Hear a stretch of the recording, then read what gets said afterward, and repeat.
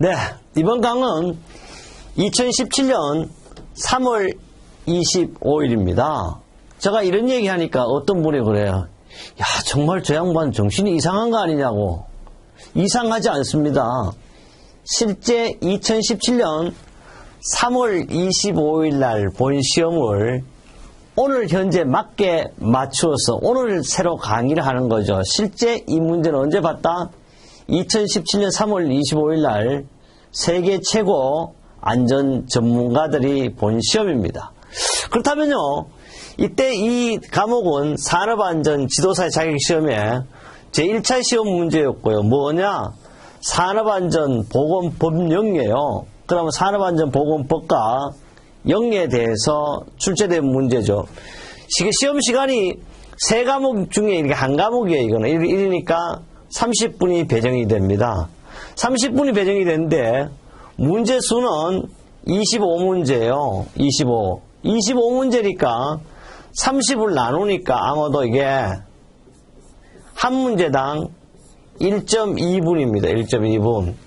제가 이 책을 처음에 2010년도에 집필할 때 이런 생각을 가졌어요. 그래, 지도사라는 것은 기사보다는 조금 쉬울 것이다. 그 다음 기능사보다는 어려울 것이다. 왜 그러냐 그러면요, 기능사는 1분에 한 문제 풀이하는 겁니다.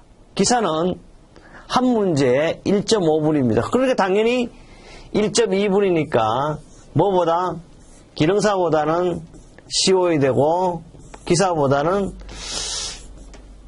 좀 더 쉬운 게 중간에 들어가는 게 지도사 아니겠네 이랬는데 읽어볼 수가 없어요. 도저히 1.25 속독을 하지 않는 사람은 읽어볼 수 없는 그런 시험이었습니다. 그러나 현재는 몸 풀고 그런 건 아니지만 그래도 이게 지문이 상당히 길고 지문 자체가 5개입니다. 5개 중에 우리는 하나를 골리다 보니까 상당히 어려운 거예요. 잠깐 얘기하면요, 우리는 이 손 안에 뭐가 들어있다 그러죠? 이 손 안에 당신의 모든 것이 들어있다 이런 얘기합니다. 제가 이 얘기를 하나 하면요, 아주 옛날에 그 산속에 유명한 대사가 있었던 것 같아요. 뭐 스님이라 그럴 수도 있고 도사가 하나 살았는데 그 도사가 유명하답니다. 말을 하지 않아도 얼굴만 보면 그 사람의 모든 것을 알 수도 있고 또 그 사람 말문을 막히게 해본 적이 없대요. 모든 사람이 다 찾아가지고 소원을 묻는다든지 미래라도 예측할 수 있는 그런 분이었답니다. 그런데요, 그 동네에 엄청 똑똑한 5살 나는 꼬마아이가 있었답니다. 그러니까 원래 이 영재니 천재니 사실은 뭐라 그러죠? 예술의 천재는 타고 날 때부터 벌써 천재가 된다 그러잖아요. 그런 천재였던 것 같아요. 그 아이가 그래, 내가 가서 그 도사를 한 방에 고개를 팍 무너뜨리겠다 이렇게 갔습니다. 뭐를 가지고 새 한 마리를 딱 들고 왔습니다. 살아있는 새를 가져가서 도사 보고 이 새가 죽었겠냐 살았겠냐 이렇게 물으면 당연히 도사가 살았다 그러면 내 손으로 해가 새를 죽일 것이고 도사가 죽었다 그러면 새를 날려보내면 되잖아요. 당연히 이 도사가 못 맞힐 거라고 이렇게 생각을 하였습니다. 그래서 이제 이 새를 가지고 도사한테 갔더니 도사한테 물었습니다. 도사가 이 새가 죽었겠습니까? 살았겠습니까? 이래 물었더니 그 도사가 이런 얘기했어요. 그러니까 아이가 도사한테 물었죠. 도사가 이런 얘기하면 그 새는 너 손에 달려있다고. 손 안에 달려있다. 맞잖아요. 정답을 맞히니까 얘가 할 말이 없었습니다. 그래서 그럼 이제 도사님, 우리 엄마가 어디 가서 점을 봤는데 저는 앞으로 미래 행편없는 인생이 될 것이다. 이런 얘기 한다. 저 손금을 한번 봐주십시오. 이러니까 스님이 스님이 뭐 제가 왔다 갔다 하는데 손금을 봅니다. 손금을 딱 보니 뭐 생명성도 있고 감정성도 있습니다. 이래놓고 아이 보고 도사가 너 손을 꽉 잡아보라 그랬대요. 그럼 뭐라 그래요? 도사가 네의 모든 것은 어디 있다? 손 안에 있다 그랬어요. 그 결론은 뭐냐? 그 생명성도 있고 네 손 안에 달려있으니까 네는 잘 될 것이다 이래 해서 그 도사의 이야기를 지금 전하는 게 누가 전하냐? 제가 전하는 게 아니고 이 이야기는 성철 스님이 전한 걸 제가 이제 다시 전하는데 결론은 뭐냐? 합격과 불합격도 누구한테 달려있다? 내가 학위에 달려있다는 걸 우리가 알 수 있을 것 같아요. 어쨌든 이 문제가 2017년 3월 25일 날 이제 출제되는 건데 왜 이렇게 출제되는 문제를 봐야 되느냐? 가장 중요한 것은요. 모든 자격시험은 가연도가 가장 중요합니다.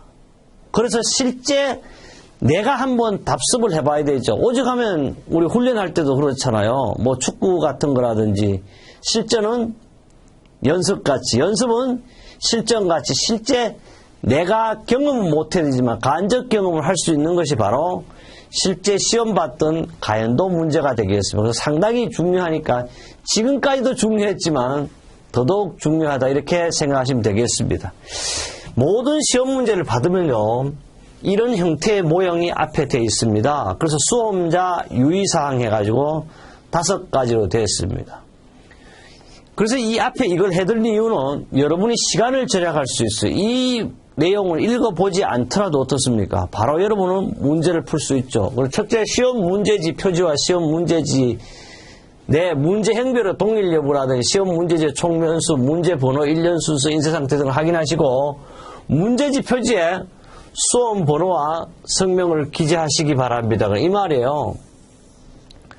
수험 번호와 성명을 기재하라. 여기는 그냥 임의적으로 2017년 3월 25일 날 했고 성명은 도서출판 세하가 만들었으니까 세하로 이렇게 이름을 써요. 이렇게 써라 이 말입니다. 또 아직까지도 인쇄 상태가 뭐 안 되는 일을 확인하라는데 그런 예는 거의 없겠지만 여러분 가끔씩 이런 분이 있어요.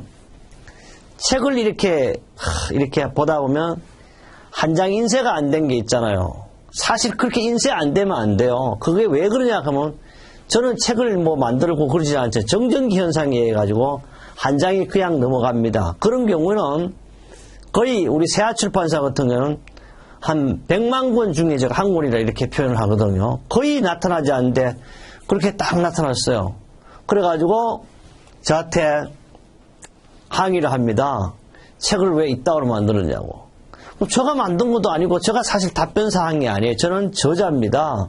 그러나 뭐 이렇게 제가 어쨌든 24시간 전화받는다 이래가지고 거기만 문자라도 욕도 오죠. 그럼 내가 써요. 정말 죄송합니다. 죽을 죄를 용서해 주시라고. 내일 아침에 출판사로 전화하든지 구입한 곳에서 교환하시면 됩니다. 이렇게 보내요. 그렇잖아.